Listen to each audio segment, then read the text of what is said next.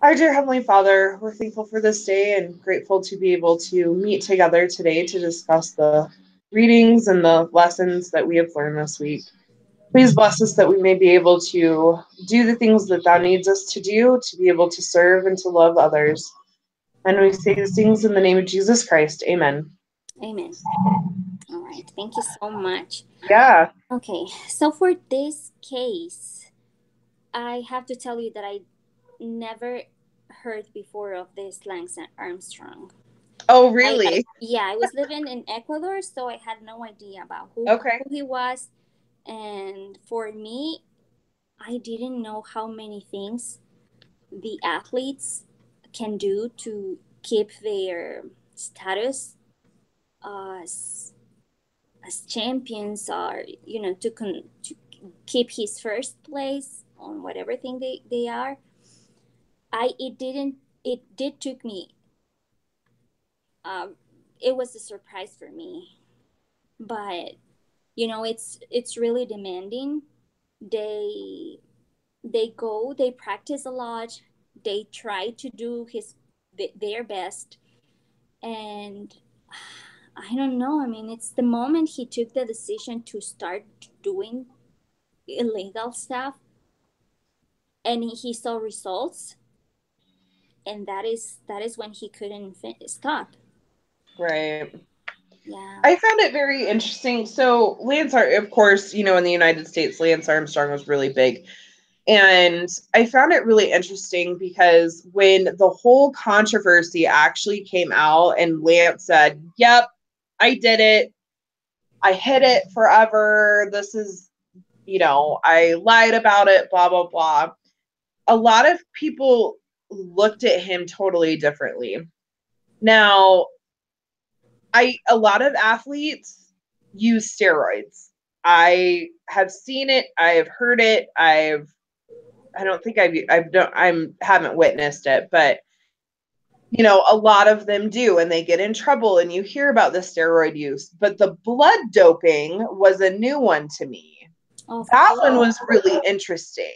Yes, I didn't know they were able to take their own blood, like, and separate the red cells, because that was the case, right? They separate the Yes. red cells, and whenever they feel in the need, they could re They could blood. they could infuse it back into Yeah, their body.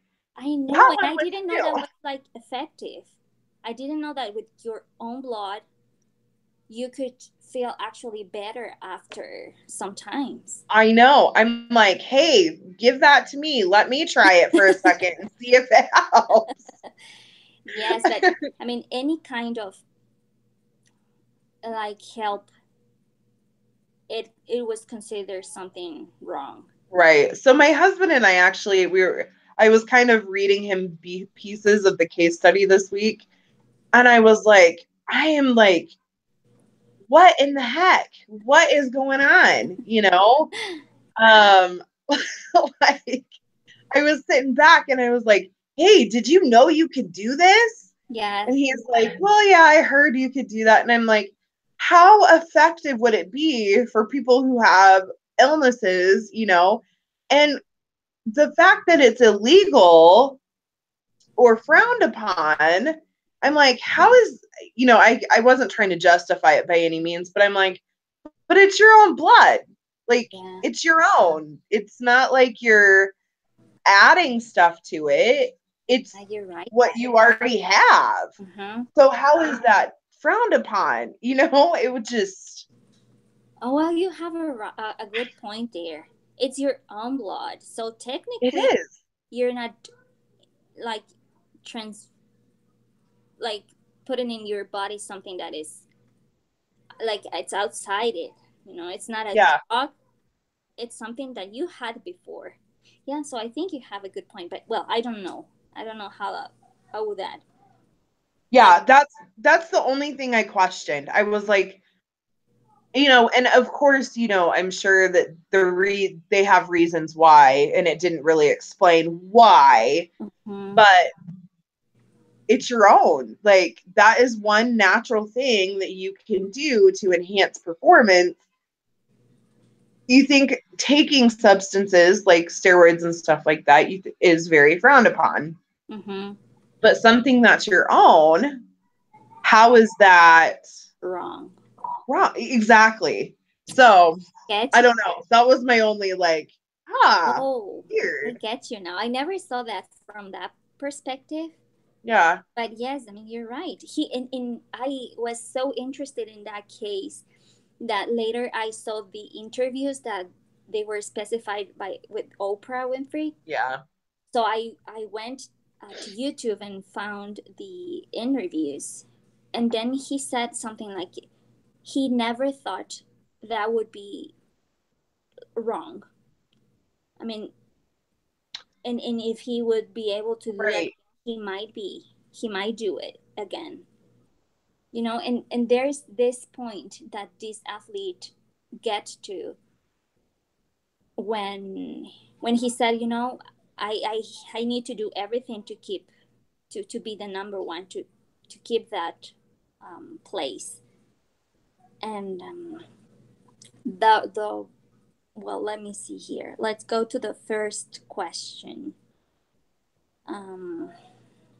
Okay. Okay, what is Armstrong's legacy in your opinion? What is it? So I wrote out everything and I posted it online. So I'm just going to kind of read you Mm-hmm. how I felt. So Armstrong organized and led what was perhaps the most sophisticated. Oh, wait, hold on. Oh,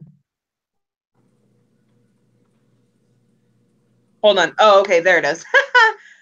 So I felt his legacy was winning the Tour de France after overcoming cancer. He wanted to show people that no matter what happens in your life, that if you work hard, you can overcome and achieve anything that you want. So, I mean, he had like, of course, sponsorship and a bunch of other things. Hey, sweetie, go play. But I think his legacy more of was, hey, I had testicular cancer, so I wanted to achieve something great. I won these races after overcoming cancer. Mm-hmm. Yes, and I saw this interview. Um, I think it's CBS interview Hamilton, Mm-hmm. and um, and he said like it was, you know, people tend to have this kind of mercy to Armstrong because he was a cancer survivor. Right. And yeah, I mean that is why he had like some kind of privileges. But yeah, what Chandler said is like, unfortunately, it's a legacy of swearing, lying, deceiving, cheating, and being the ringleader of it, at least for his team. Yep.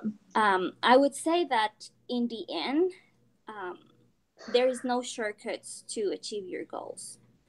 I mean, Armstrong won many races, but he paid a high price for it.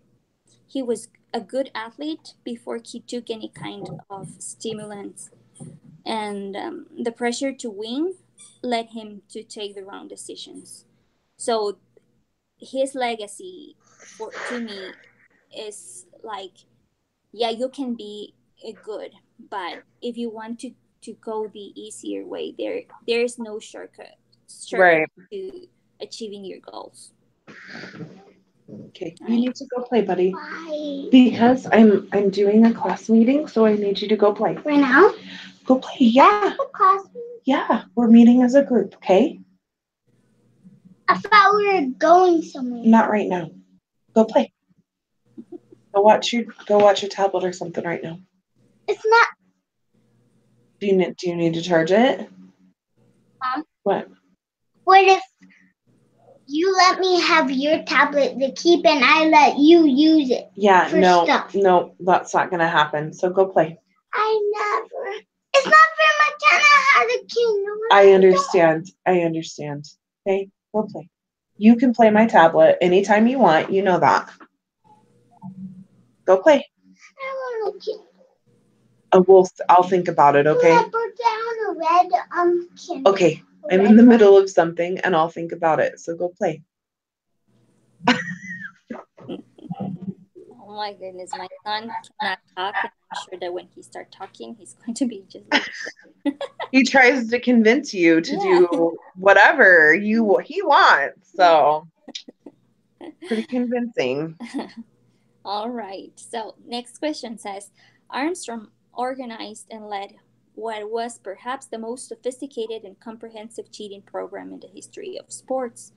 Who suffered from his cheatings, and what were the costs?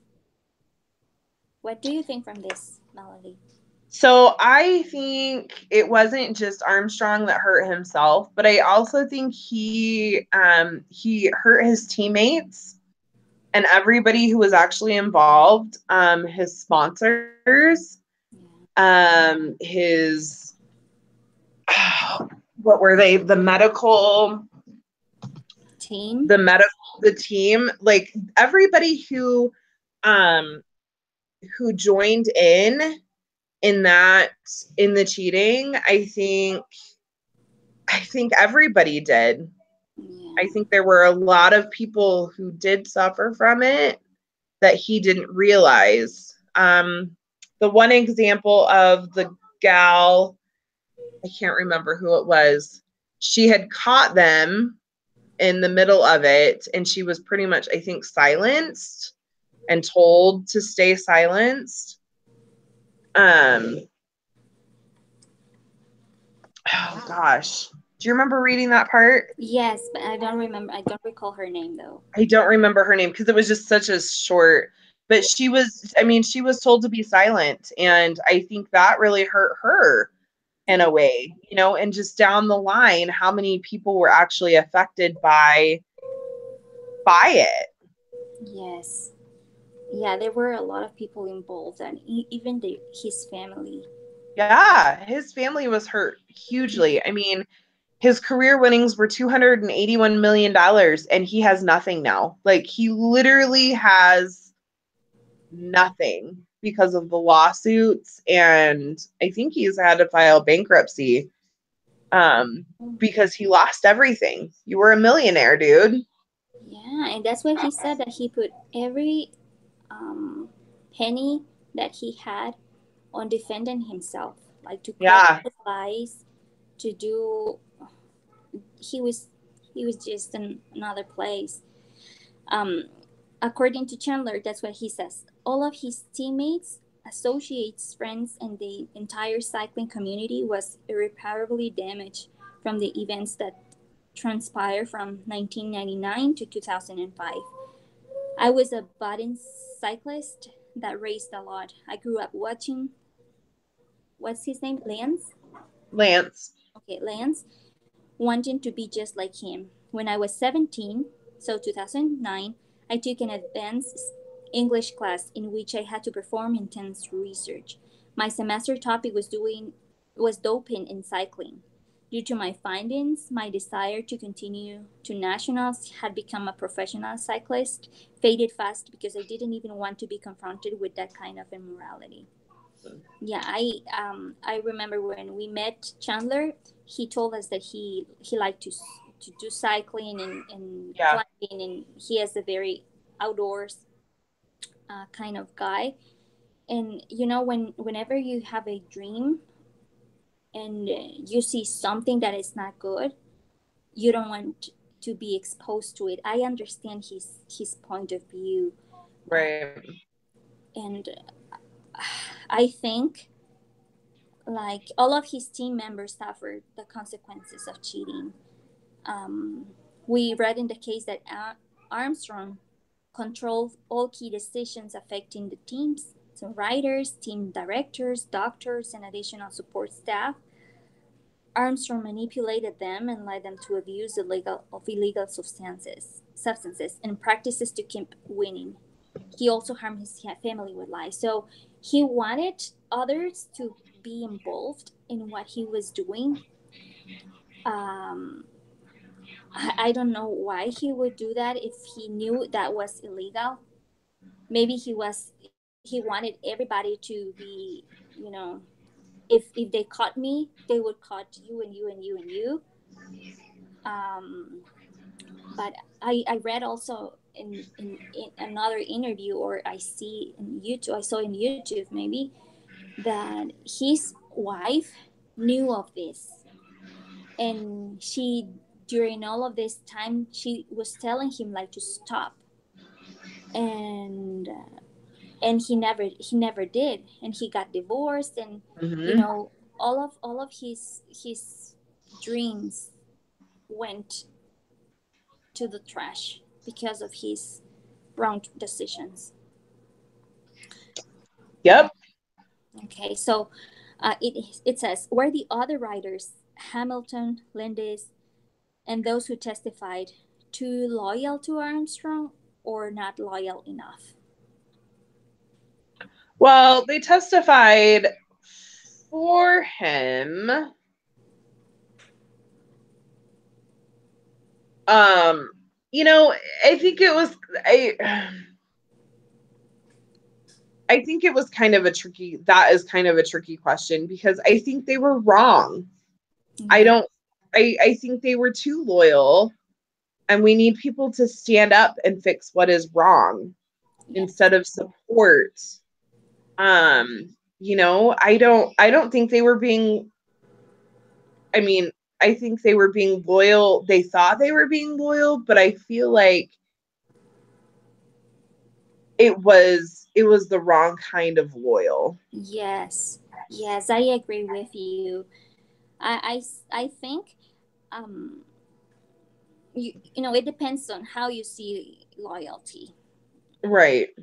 I think that you need to be loyal to a person when they are doing the right thing, especially if you care for those people, for that person. You need Right. to do the right thing, and if you care for that person, then you would be loyal until one point. And as you said, if he is or she is engaging in something that is wrong, you need to speak up and and care for that person really. If not, you are harming them by putting them at risk. I think that these two cyclists, like Hamilton and Landis, they fear to be excluded for the team, Right. and that might be why. If they were not loyal to Armstrong in his like kind of habits, um, they could be excluded to the team and jeopardizing their career. So I think that was the thing there. Right. What um, Chandler said, they were all loyal to a point. Landis didn't come out until 2010. Hamilton didn't come out until he was straight up caught and quit cycling. Some haven't ever come out.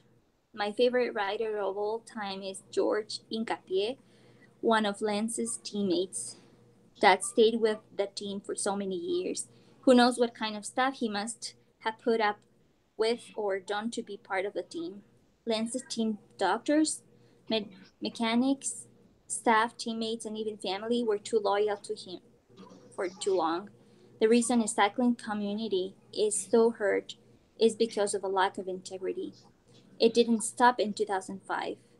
Alberto Contador, who won the Tour twice in the late 2000s, was stripped of his titles for doping. He also won several other Grand Tour events without anyone telling authorities on him. Yeah, so I Yep. think these people, this Lance Armstrong, he was so popular. He was gaining a lot of money. He had a lot of sponsors, and he was able to control everybody, and to say, Yep. that's what I do. And if you want to keep, like, for me, having success, then you shouldn't say a thing. Money talks. Yeah. That's the biggest thing is, he probably was like, wait, don't tell on me. I'll give you $500,000. I will buy you out because I have all this money that I could do. Here you go. Exactly. It's sad and it's heartbreaking. Exactly. When this were Hamilton and what's the other? Hamilton and Landis, I think they were really worried about losing what they achieved so far. Yep. and it's they were kind of like not the principal cyclist, if I got this right from the case. Like there was one principal and other cyclists that come and make like reliefs or something like that. Well, they were not in like the main team to say. So yeah, I mean, they might have thought that I sacrificed too much, and I think I need to go on. No, Yeah. it's so sad. It's really sad that these people should have been the example for generations to come. Yeah. And as Chandler said, they had it all wrong. Yep. All right. So, okay. Think about a situation where you witnessed a leader, formal or informal, make a decision for others that made you uncomfortable. What was the situation and how did you feel about it? So what do you say about this, Melanie? So I don't remember a specific situation. I thought about this for quite a while because I was like, well, I really don't remember a specific situation where, I've been put in put in that Place. but I said standing up for what is right and just right and just is hard. It's not something that comes easy. Other people will also make you feel as if you're the one doing something wrong. This is a ploy to make you rethink your choices and decisions. And when in doubt, you are usually doing the right thing.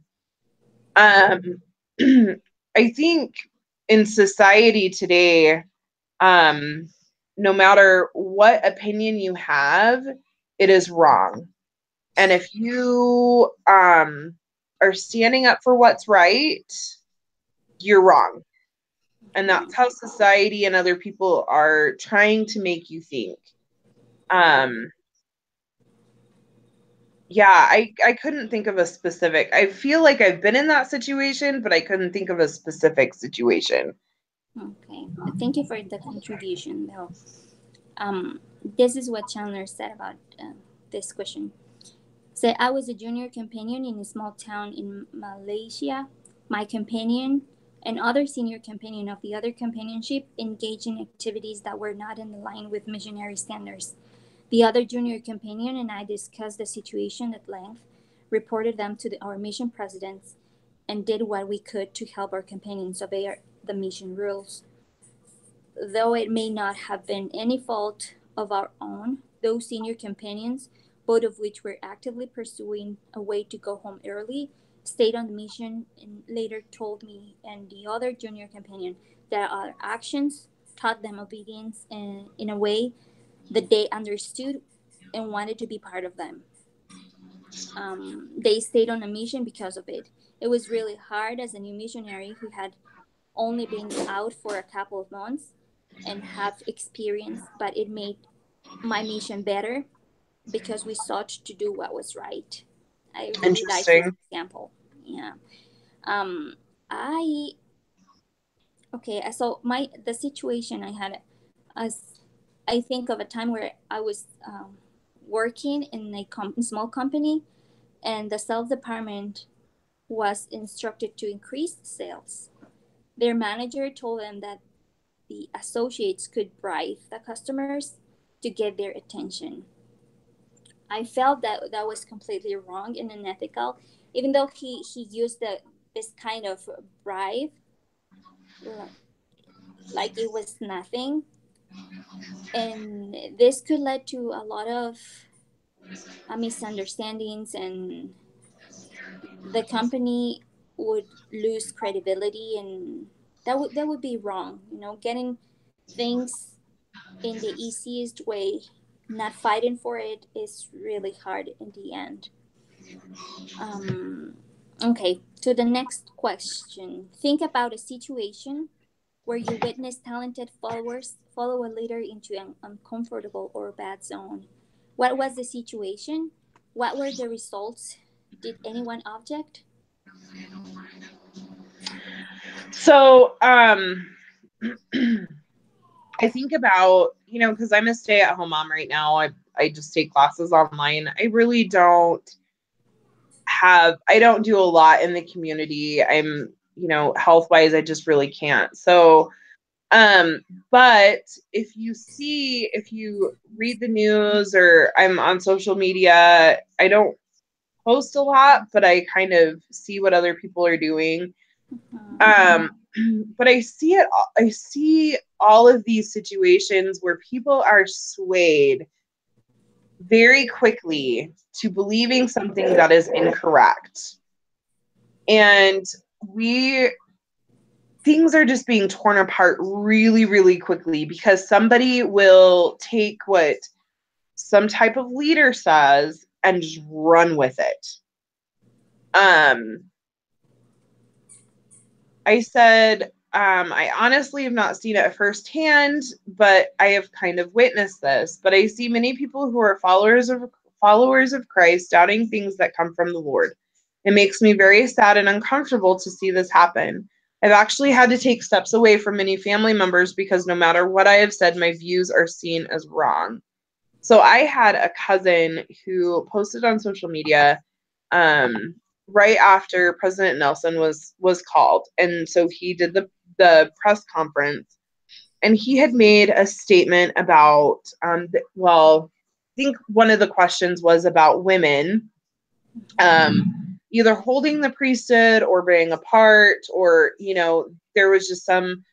I can't remember exactly what the question was, but the way that President Nelson handled it was, to me, straight from the Lord, that women have, from what society views and what the Lord has planned out for women, is a much greater purpose. And my cousin totally questioned this. Now, she is a avid churchgoer. She's more of a feminist in this aspect.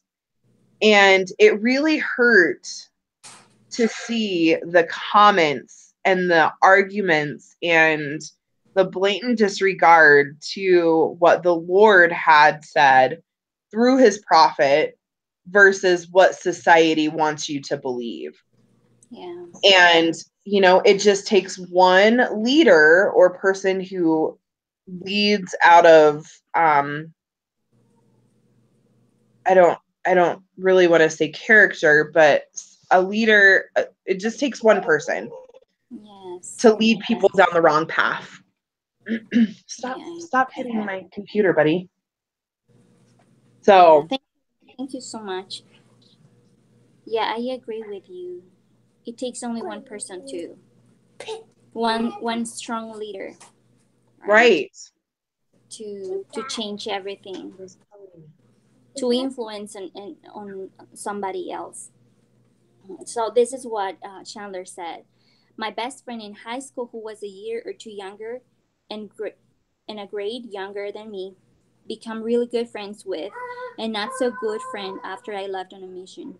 This friend get into drugs a little bit, among other things. He wasn't living a very fulfilling life for a year or two when I knew it. Eventually, I came home from a mission and he kind of shaped up. About 7 months later, I returned. He called me right after he called to his parents to say that he was going on a mission. He just recently returned from serving an honorable mission in which he held several leadership positions and is happily married to his high school girlfriend. Thankfully, it worked out for my friend, but it could have been easily gone the other direction and stayed there longer. I think of a friend of mine. I got a job for her in the same company I was working, and she is very talented, but she chose to follow a manager that is really talented as well, but he had a bad reputation of being this kind of person that plays with girls or that go out with a lot of girls. And she started to change her attitude really drastically. She wanted a promotion, and I think that she could have earned that promotion without following this leader, but she chose the other way. She obeyed everything this manager said, and she started to gain the same reputation of a dishonest person in the dealings to get her job done. In the end, both people were fired. And yeah, I mean, it's really sad, as we were discussing before, how talented people would risk their integrity to achieve something that they could easily do, but they choose other ways. And yeah, Right. it always is going to get a negative outcome, right? Right. Okay, so what basic principles guide your integrity? Are there times when there is a gray area? How do you choose correctly? So I personally do not see any gray areas. I think that when it comes to integrity, it's black and it's white. There's right and then there's wrong. I follow the rule. What would this be what Christ would do? I try to duplicate my actions as if Christ was walking next to me. I may not always say or do the right things, but my intentions are true. I try to live my life to make sure that the decisions I make are guided by the Spirit. It's hard at times, but being close to the Spirit helps aid me in my guidance. Thank you, Melody. Before I started BYU Idaho, I had to take this 1 year course pathway, and Yeah. we were taught to write a personal constitution, and I think we all have personal constitutions that applies for ourselves. So I tried to follow what I wrote. It took me like several weeks to write it, but I learned that if I stick to it, all of the decisions are going to be easier, and I would be able to choose the right, so it can I can have a solid integrity. Of course, I've taken a lot of wrong decisions during my life.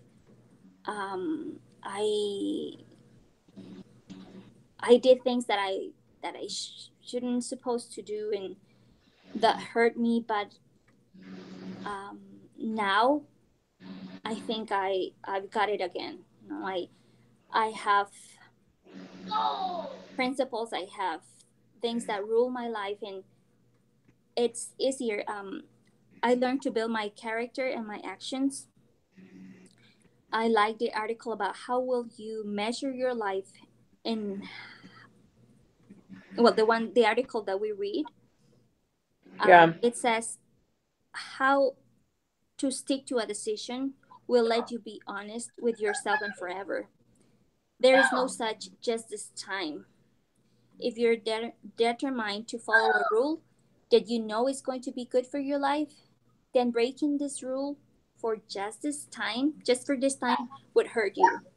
So it's really impressive. Like, you have your principles, you know that you have to do that, but sometimes you say, okay, maybe just this time I'll break the rule.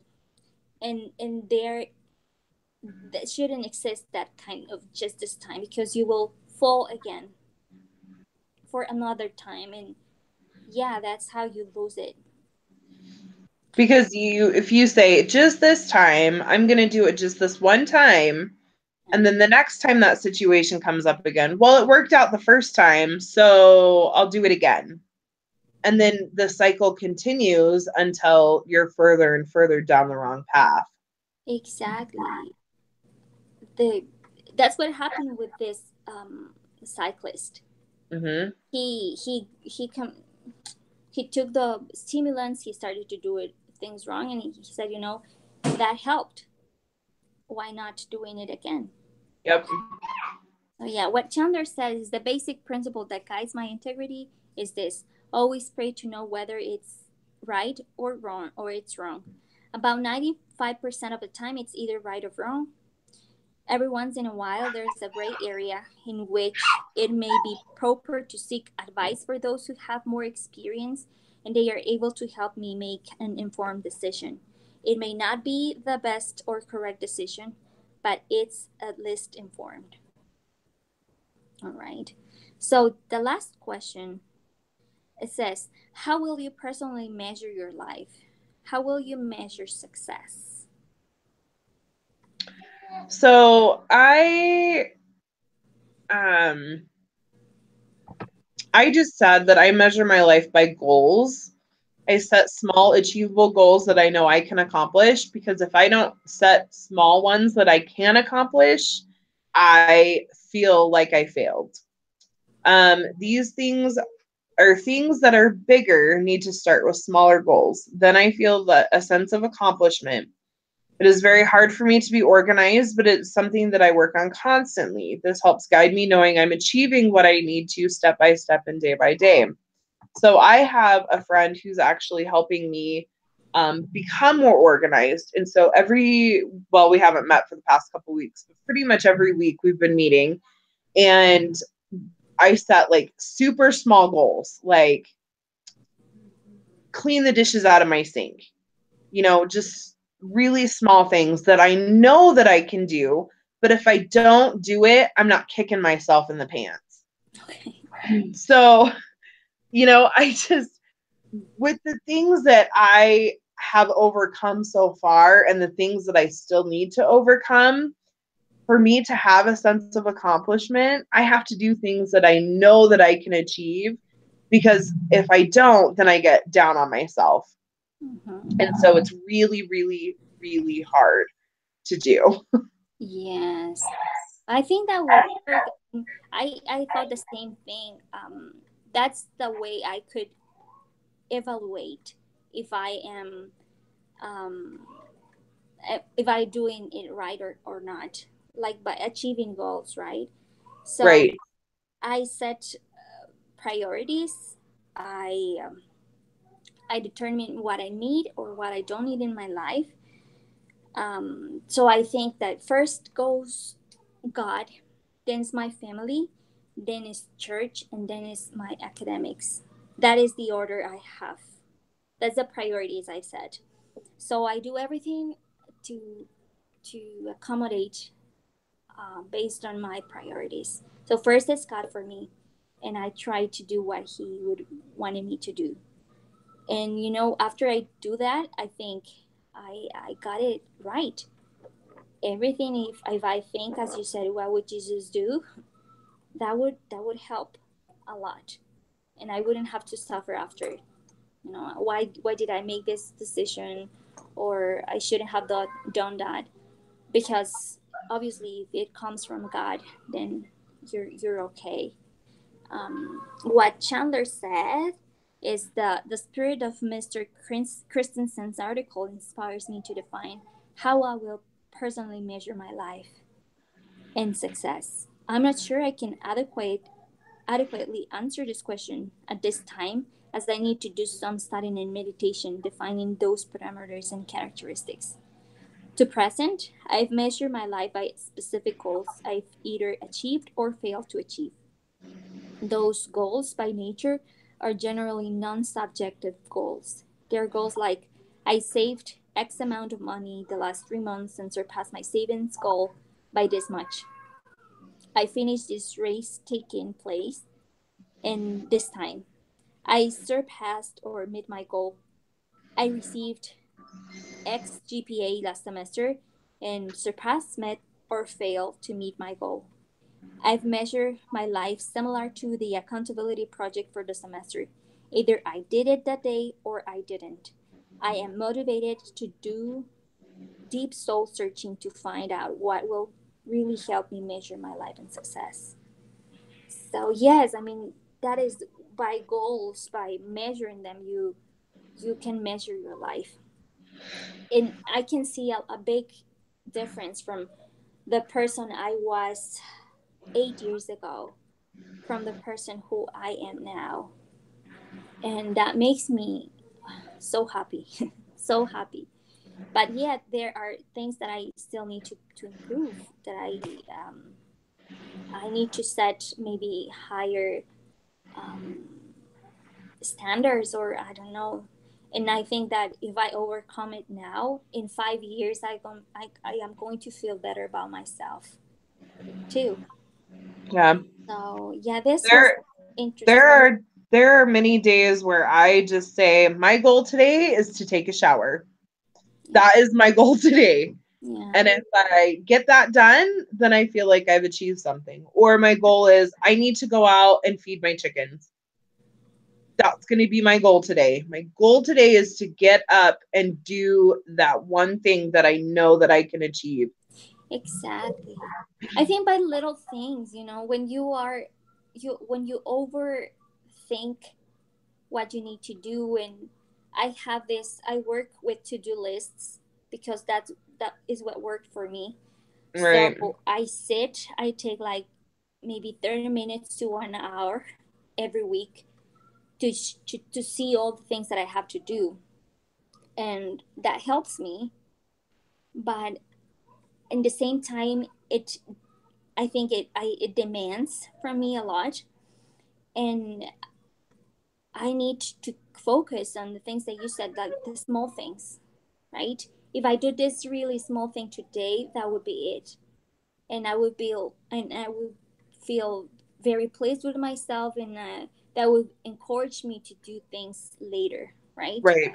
Like if you did, like you said, if you feed your chickens, then you will be able to do something else later, right? Yep. So thank you for that thought. I think that works for me. Yeah, to start concentrating on little things. Um, so, is there something else you would like to add?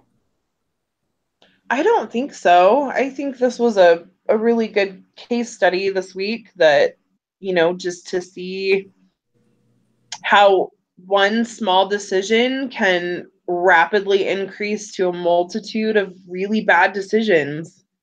Yeah. Oh yes. And we can see that in our lives. I don't think that we necessarily have to take like illegal substances or something like that. But Right. we definitely go through some kind of deceptions, or if we're trying to achieve in most of the most of that we can, we Yeah. fail. We Yep. fail. And I saw like that we have to prepare for next lesson. I don't know if you check that on the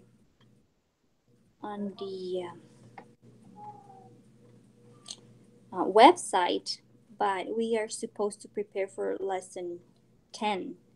And it says, let me see. Just I'm going to read it really quick. Okay. Mm, it won't open.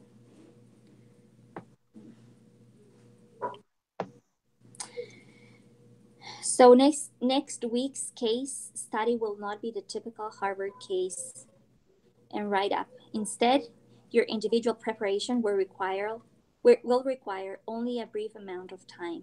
Then will you meet with your group? You may consider meeting with your group earlier in the week because you have to complete a conclusion to the wilderness survival activity. So I don't know. I mean, I think I can make it on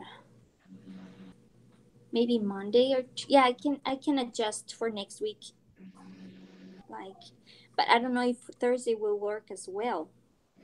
Well, let's play it by ear. I mean, I'm pretty available most days and times. Um, so I mean, I really don't have like a huge amount of things set up. So, I mean, if we need to meet earlier and maybe even in the evening or something too, if that helps with the adjustment of your guys' schedule, that's fine. I'm really flexible, like super, super flexible. So we Right. can make adjustments if we need to. All right. I'm going to write an email today in the evening to find out what day is best for Chandler as well. Okay. Since he is the one that is going to lead the next lesson Okay. discussion. So, okay, I'll email and I'll let you know. Thank All you very right. much Sounds good. again for setting the room. Yeah.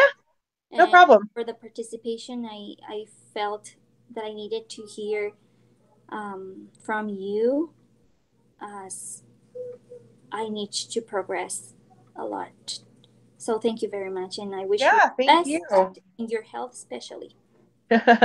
Awesome. Well, thank you and have a good one. You too. Take care. Bye, Mom. Bye.